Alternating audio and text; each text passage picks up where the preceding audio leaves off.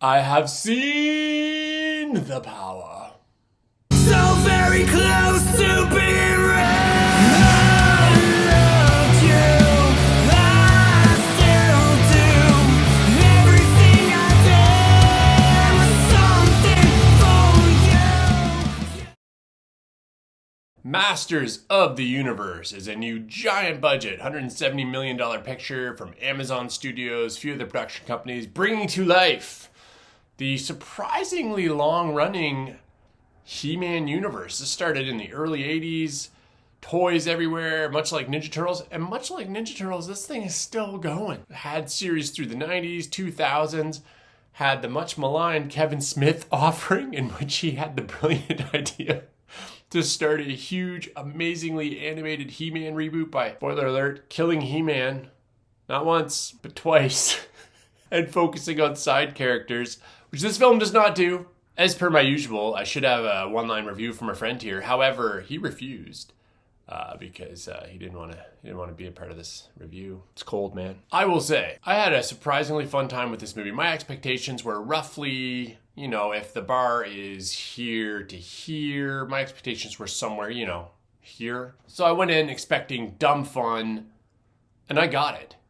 I will say, plot-wise, so young Prince Adam, when Eternia is attacked, is scurried off to Earth to hide where he's safe with his magic sword, which, has the power. Loses the sword, grows up, becomes an office worker. I don't know why. Thankfully, the on-Earth stuff is pretty short. I think it's probably 15, 20 minutes-ish. I really didn't feel that long. The movie moves along at a really good clip for being 2 hours and I think 20 minutes. People come for the sword.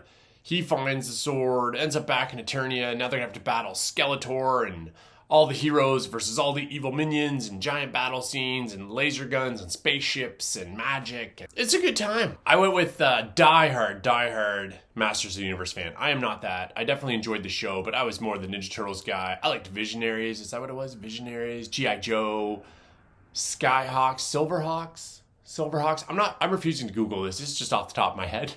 But He-Man was in there. My friend is a diehard. Has watched all the series, knows the lore, the characters. And I think when you're bringing an 80s series like this to life, you have to expect, these are inherently cheesy characters. These are characters that giant muscles, crazy names, crazy weapons and accessories, and they're in a world where cats are going to have giant battle armor and be green tigers. And there's spaceships and laser guns because it was the freaking 80s.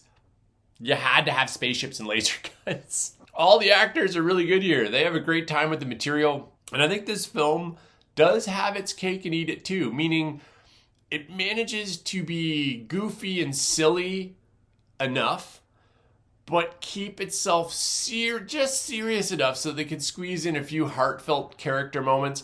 And I think they actually play, this is the ultimate masculinity cranked to an 11 story ever. The main character's name is literally He-Man. He's just giant muscles and small amounts of clothing swinging a giant sword. This is made at the height of the barbarian craze in the 80s. And all the other characters are giant muscly things. You can look at the toys of these characters from that era. And they're great. So finding that line where you were going to be able to, be aware that this is kind of silly, but keep it just realistic enough that you can have these character moments. And I think they have some really fun plays on masculinity. There's parts where a couple of the characters are sharing their feelings. It just doesn't go well. They try, but then they realize that, sometimes you just have to punch a lot of people, and that'll just solve your problem. And if not, try blowing things up, because that's a great way to problem solve in Eternia. All right, as I'm editing this, I just want to say somehow, some way, I forgot to talk about the music in this. The whole movie, I was sitting there being like, wow, this soundtrack is so 80s in the awesomest way. And then at the end, Brian May got the shout out from Queen. Just awesome. They have a Princes of the Universe and then kind of a Masters of the Universe twist on it. One of my favorite soundtracks in a long time. All right, back to your regular scheduled review.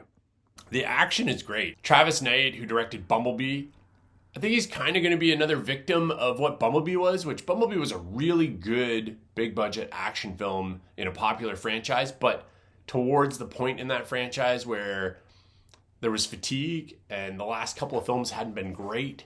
And Bumblebee did okay, but it didn't do what the previous films had done. And I think people see this film and they immediately go, Marvelitis! And there is some of that. There is some really awkward jokes in this movie and like really cool moments that they just throw humor in for no reason that kind of ruin it. But there's also a ton of jokes that land. And I laughed.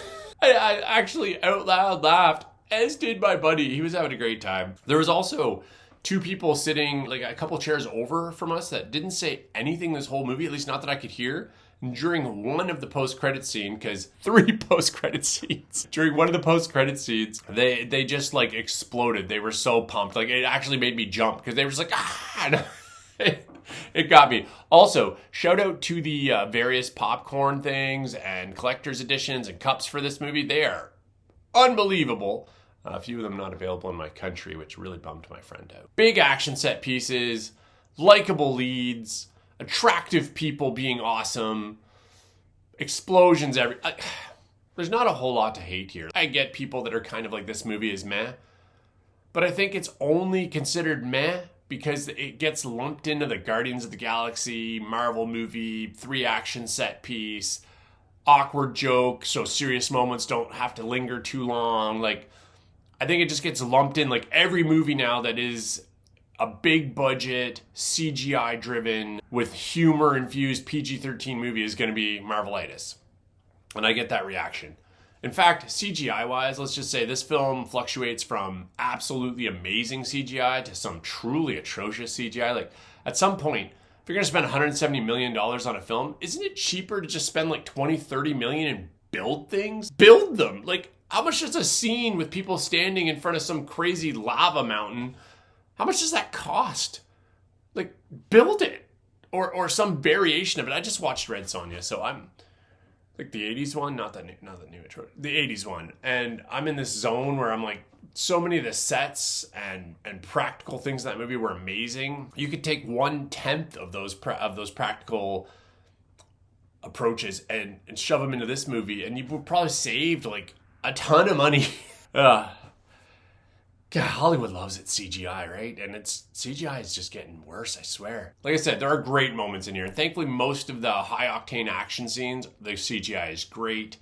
The hand-to-hand stuff is awesome. Some of the camera work, the camera swinging around the action, and He-Man's throwing the swords around and stuff are just great. How it captures each impact and whatnot. Very well choreographed for the most part. Not a whole lot of quick cuts, which I always appreciate. I think if you're a He-Man fan, diehard, you're going to have stuff to pick apart here. My friend did after the movie, had a few problems with some of the characters. Evil Lynn is done dirty in this film. Just not great. I didn't enjoy it. But Skeletor is so damn good. He-Man's really good. That's what's important. Those are the 2 characters that carry the franchise. This film knows it. It focuses on them. It lets them have so many great moments. The rest of the characters are exactly what they should be. Side characters. They have a role to fill and they do it. I think on a pure film level, I'm going to give this a 7 out of 10. I think on an action, big budget action film level, I think you even squeeze this up to a 7.5. I would put it up there with like some of the, maybe not greatest Marvel, but that like second tier where you're like still have a really good time with it. Maybe Guardians of the Galaxy 2 versus Guardians of the Galaxy 1 type feel. I left happy. I ate my nachos, sipped my pop, had a bunch of laughs, had some great moments. Like I said, just attractive people blowing up everything in slow motion. It's kind of what a giant summer blockbuster movie should be. But like I said, the internet is kind of decided that it's one thing. And I don't think it is that. I think you're starting to see a lot of critics online now that are watching it, that are realizing like, oh, hey, this is actually a pretty good time after thinking it was just going to be this one thing. There's also people talking about this movie making fun of Masters of the Universe.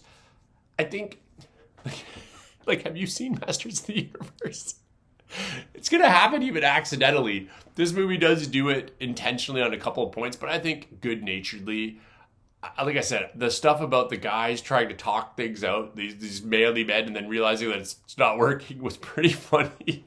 Especially considering Adam's role in this kind of HR type office thing at the beginning. I think there was a lot of fun there and a lot of good moments. His roommate friend was unnecessarily strange. That was awkward. There's also a really weird thing between him and Tila the main female lead in the film that I don't know why, like, it doesn't get resolved, doesn't go anywhere. I don't know why they clearly, like, felt like it was going somewhere, and then they just, like, yeah, we're just gonna get back to blowing stuff up. The first real summer blockbusters here. I think it's the first real one, right?